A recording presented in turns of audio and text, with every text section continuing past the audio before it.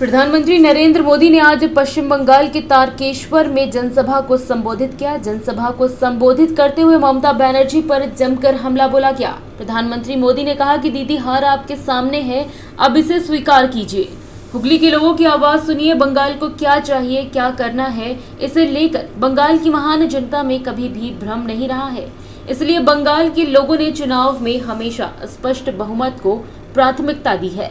यहाँ की अध्ययनशील प्रतिभाएं हमेशा स्पष्ट नीति के साथ चली हैं। साथ ही कहा कि वो लोग फेल हुए हैं जिन्होंने बंगाल का विकास नहीं किया। बंगाल को बरसों पीछे ढकेल दिया गया। इसलिए आज बंगाल के लोगों ने एक बार फिर परिवर्तन की कमान संभाल ली है। आशोल परिवर्तन के उद्घोष में और सोनार बांग्ला के विजन में बंगाल के लोगों की यही आकांक्षा है। भाइयों बहनों,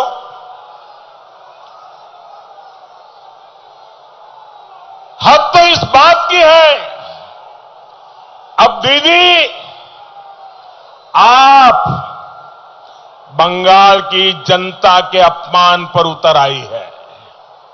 साथियों, दीदी ने कहा है कि बीजेपी की रैली में जो भीड़ जुटती है वो पैसे के लिए जुटती है। मैं जरा आपसे पूछना चाहता हूं, जो भी सच हो आप जवाब देना।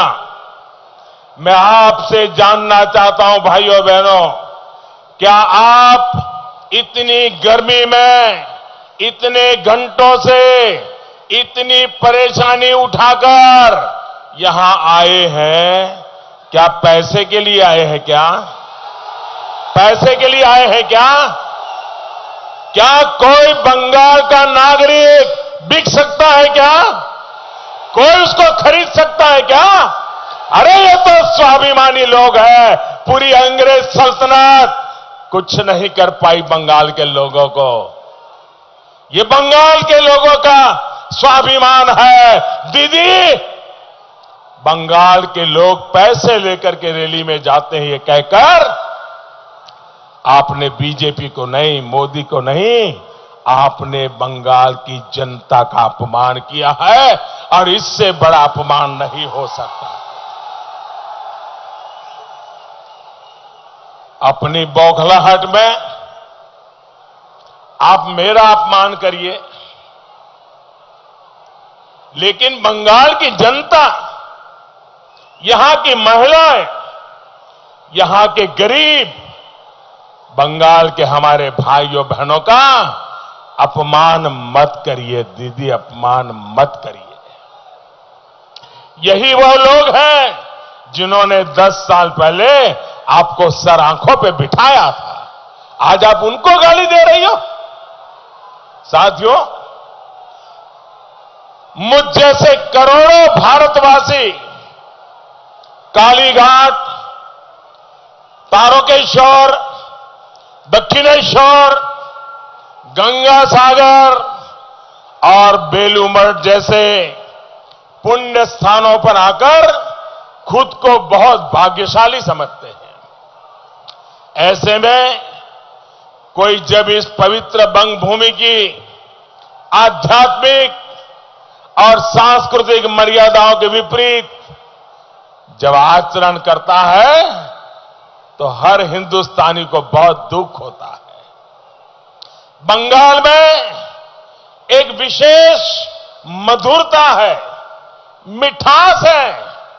यहां की भाषा में मिठास है, यहां के भाई बहनों की भावना में मिठास है, बंगाल के हर नागरिक की व्यवहार में मिठास है। यहां की मिष्टी दोई और मिठाइयों की तो बात ही अलग है। फिर इतनी कड़वाहट कहां से लाती है दीदी? इतनी कड़वाहट कहां से लाती है दीदी?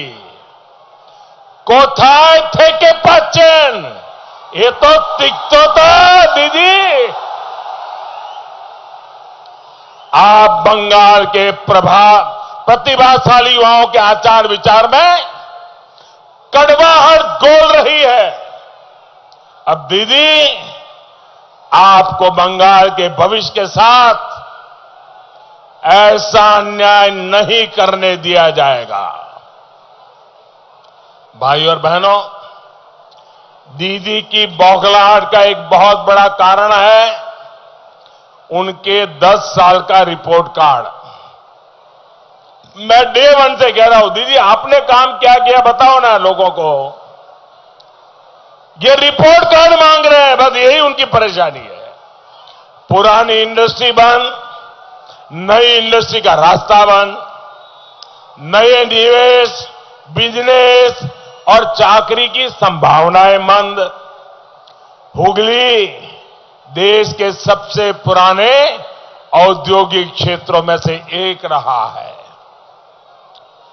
लेकिन आज क्या हालत हो गई है आप भी जानते हैं। एक समय भारत के अनेक राज्यों से लोग बंगाल की फैक्ट्रियों में काम करने आते थे। आज बंगाल के लाखों लोग चाकरी के लिए पलायन करने को मजबूर है। साथियों, तृणमूल सरकार तो अपने आप में पश्चिम बंगाल के लिए आपदा सिद्ध हुई है। मानवता कहती है कि जब भी किसी पर मुसीबत आए तो मदद का हाथ आगे बढ़ना चाहिए, लेकिन तृणमूल के लोगों ने तो मुसीबत को ही कमाई का साधन बना दिया। बार बार आने वाले चक्रवातों से पश्चिम बंगाल परेशान होता है। चारों तरफ तबाही आती है, गरीब की बाड़ी मिट्टी में मिल जाती है, लेकिन तृणमूल के तोलाबाजों की उनकी बाड़ी और उनकी गाड़ी, इसका साइज बढ़ता ही जाता है। दीदी, ओ दीदी,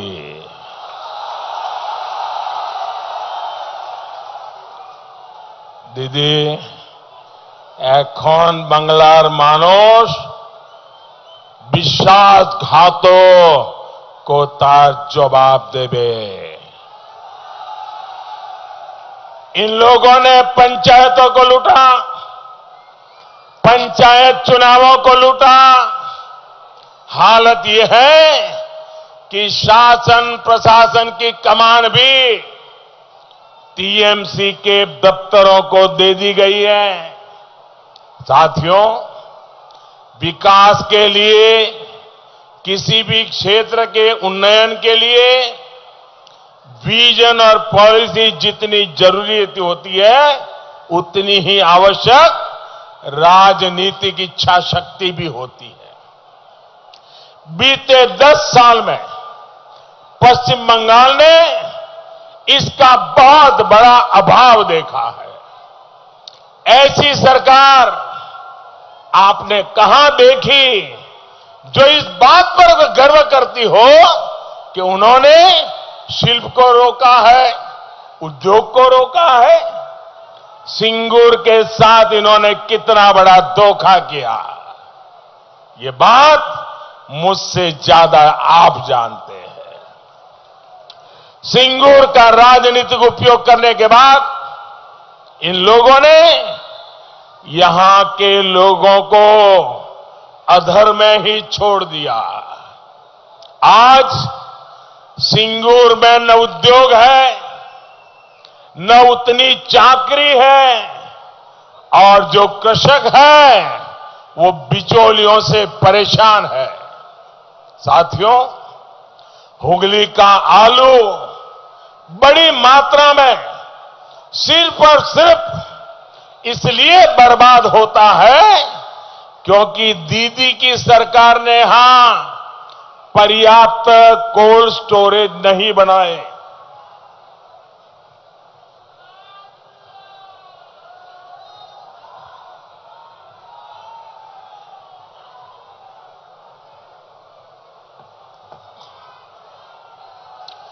जो कोल्ड स्टोरेज है भी सिंडिकेट चला रहा है। आलू किसान औने पौने दाम पर अपनी उपज बेचने के लिए मजबूर है। ये स्थिति तब है जब केंद्र सरकार इसके लिए राज्यों को हर संभव सहायता देती है। इसके लिए विशेष इंफ्रास्ट्रक्चर फंड बनाया गया है। यही स्थिति यहां जूट किसानों, जूट मिलों में काम करने वाले साथियों की है। केंद्र सरकार ने 6 सालों में जूट का एमएसपी 85%, 85% से ज्यादा बढ़ाया है। गेहूं की पैकेजिंग जूट में हो, देश में प्लास्टिक की जगह जूट बैग का उपयोग हो, इसके लिए हमने कदम उठाए, जूट की डिमांड को बढ़ाया। लेकिन यहां की सरकार जूट मिलों को प्रोत्साहित ही नहीं कर रही। इसलिए आज आलू किसान, जूट किसान, श्रमिक, हर कोई डबल इंजन की भाजपा सरकार के लिए वोट कर रहा है। दीदी, इसलिए वोट कर रहा है। बीजेपी सरकार बनने के बाद यहां कोल्ड स्टोरेज के साथ ही फूड प्रोसेसिंग में निवेश को और बढ़ाया जाएगा। साथियों, बंगाल के गरीब किसानों के साथ तो दीदी ने अपनी विशेष नफरत दिखाई है। पूरे देश में 10 करोड़ से ज्यादा किसानों को पीएम किसान सम्मान निधि का लाभ मिल चुका है। देश भर के किसानों के बैंक खाते में सीधे 1.25 लाख करोड़ रुपए जमा कराए गए हैं। 10 करोड़ किसानों के खाते में 1.25 लाख करोड़ रुपया ये हो चुका है। न कोई कटमनी, न कोई रिश्वत, एक टका सीधा किसानों के बैंक खाते में पहुंचा है।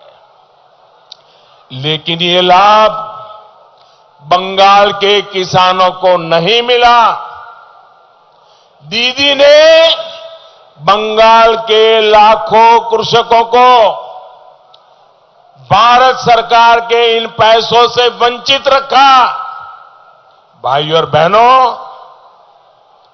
2 मई को यहां सिर्फ डबल इंजन की सरकार ही नहीं बनेगी, बल्कि डबल बेनिफिट, डायरेक्ट बेनिफिट देने वाली सरकार बनने वाली है। बंगाल में बीजेपी सरकार आने के बाद सबसे पहला काम किसानों के हित में फैसला लेना होगा। पहली कैबिनेट में ही बंगाल में पीएम किसान सम्मान निधि को लागू करने का निर्णय लिया जाएगा। और जब भाजपा के मुख्यमंत्री के बंगाल में भाजपा की सरकार का शपथ समारोह होगा, उस दिन मैं जरूर आऊंगा। और आकर के जो नए मुख्यमंत्री बनेंगे उनसे जरूर कहूंगा कि भाई, ये दिल्ली से मुझे पैसा भेजना है, आप जल्दी इस काम को पहली कैबिनेट में लागू कीजिए, मैं कहूंगा। और सुनिए भाइयों, बंगाल के हर एक किसान को जो दीदी ने नहीं देने दिया है, वो भी जो बकाया पिछला पैसा है उसको जोड़ करके हर किसान के खाते में, उसके बैंक खाते में 18,000 टका मिलेगा।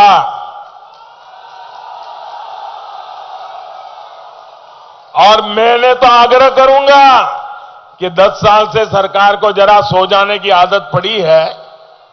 नई सरकार को सारी मशीनरी को दौड़ाना पड़ेगा, और इसलिए मैं तो कहूंगा कि दुर्गा पूजा के पहले हर किसान के खाते में रुपया पहुंच जाना चाहिए।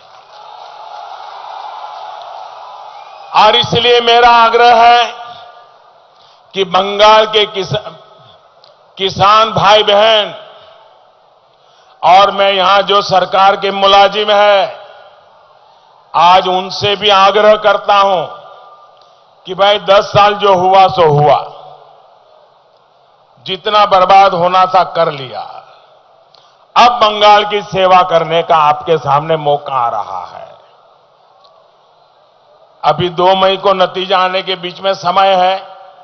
जहां चुनाव पूरा हो गया है वहां अधिकारी जरा किसानों की सूची बनाना चालू कर दें, उनके बैंक खाते चेक कर लें, उनका आधार नंबर चेक कर लें, ताकि जैसे ही निर्णय करें फटाफट पैसा जाना शुरू हो जाए।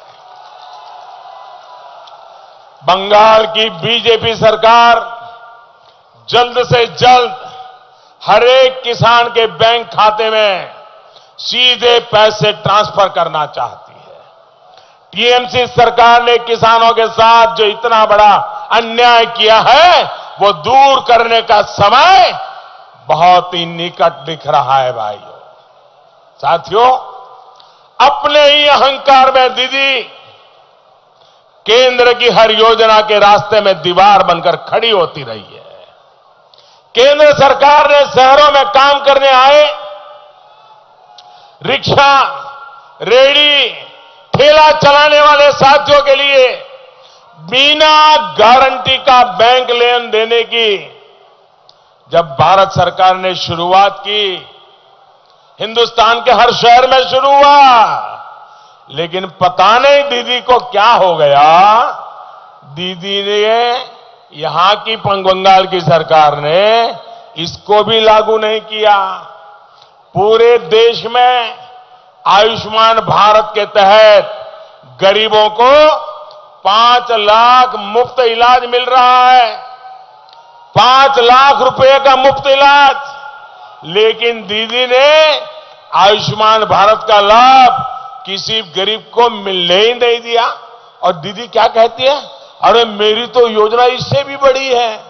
अरे दीदी, आपकी योजना मानो बड़ी है, उसमें अगर 5 लाख और जुड़ जाता है तो गरीब का भला होगा कि नहीं होगा, गरीब का लाभ होगा कि नहीं होगा। अच्छा, दूसरा दीदी, आपको पता भी नहीं है, आप पढ़ती तो है नहीं। इस योजना का एक दूसरा लाभ क्या था कि कोई भी बंगाल का व्यक्ति अगर मानो किसी काम से दिल्ली गया है, जयपुर गया, चेन्नई गया और वहां बीमार हो गया, तो वहां की अस्पताल में भी इस योजना से लाभ मिलता है, आपकी योजना से नहीं मिलता है दीदी। लेकिन उनको बंगाल के लोगों की चिंता नहीं है। बंगाल का संवेदनशील समाज इस कठोरता को, इस निर्ममता को देख भी रहा है, समझ भी रहा है और मौके के इंतजार में था, इस चुनाव में मौका पा लिया है। साथियों, दीदी और उनकी पार्टी के रुकावटी सोच ने इस क्षेत्र की कनेक्टिविटी को भी प्रभावित किया। यहां रेल लाइन को लेकर टीएमसी के नेता कितनी रुकावट डाल रहे हैं, ये आप भली भांति जानते हैं। भाजपा की डबल इंजन सरकार यहां कनेक्टिविटी कामों को तेजी से आगे बढ़ाएगी। इससे ईज ऑफ लिविंग भी बढ़ेगी और ईज ऑफ डूइंग बिजनेस भी। डेडिकेटेड फ्रेट कॉरिडोर तो पश्चिम बंगाल सहित पूरे पूर्वी भारत को विकास की नई बुलंदी देने वाला है। बहुत जल्द ही डानकुनी तक का पूरा कॉरिडोर राष्ट्र को समर्पित कर दिया जाएगा। कोलकाता मेट्रो का विस्तारीकरण भी तेजी से किया जा रहा है। कुछ समय पहले ही नावपाड़ा से दक्षिणेश्वर तक के सेक्शन का उद्घाटन करने का अवसर मुझे भी मिला था। हुगली के अनेक हिस्सों में भी मेट्रो के पहुंचने से यहां के गरीब मध्यम वर्ग को बहुत लाभ होने वाला है। भाई और बहनों, पश्चिम बंगाल की पहचान यहां की धरोहर है, आस्था अध्यात्म के स्थान है। तारकेश्वरनाथ हमारी आस्था का ही ऐसा स्थान है, लेकिन तृणमूल ने इस पावन स्थान को भी पॉलिटिक्स का तुष्टीकरण का माध्यम बना दिया। साथियों, हमने भोले बाबा के आशीर्वाद से ही काशी विश्वनाथ मंदिर में परिसर और आसपास के क्षेत्र का विकास बड़े पैमाने पर शुरू किया है। उसी तरह यहां तारकेश्वर में भी बड़े पैमाने पर श्रद्धालुओं की सुविधा के लिए बदलाव लाया जा सकता है। बंगाल की जनता के आशीर्वाद से हम ऐसा जरूर कर पाएंगे। साथियों, तारकेश्वर नाथ जी के साथ साथ यहां की पहचान हुगली नदी को भी तृणमूल के सिंडिकेट ने बर्बाद कर दिया है। अवैध निर्माण, औद्योगिक कचरे के खिलाफ कोई प्रभावी नीति लागू ही नहीं की, क्योंकि सरकार सिंडिकेट चलाती है। यहां सीवेज वाटर ट्रीटमेंट के नाम पर सैकड़ों करोड़ रुपए खर्च किए गए, लेकिन कई ट्रीटमेंट प्लांट आज भी काम नहीं कर रहे हैं। आज अगर गंगा जी की निर्मलता को लेकर बेहतर काम हो सकता है, तो हुगली की स्वच्छता के लिए क्यों नहीं हो सकता? अगर देश के दूसरे हिस्सों में आधुनिक रिवर फ्रंट बन सकते हैं, तो हुगली में भी उतना ही खूबसूरत रिवर फ्रंट बन सकता है। भाजपा के पास हमारी धरोहरों, हमारे नदियों की स्वच्छता और नदियों के सुंदरीकरण दोनों का बेहतरीन अनुभव है। यही अनुभव 2 मई के बाद हुगली के काम आएगा, सोनार बांग्ला के निर्माण में काम आएगा। सोनार बांग्लार, सोनार गौरव, आमरा फिरिए आनबोय। भाई और बहनों, आशोल परिवर्तन की शुरुआत के लिए अब 30 दिन से भी कम का समय बच गया है। पौधों फूल खिलेगा, हर बूथ में खिलेगा। ई बार बीजेपी सरकार, ई बार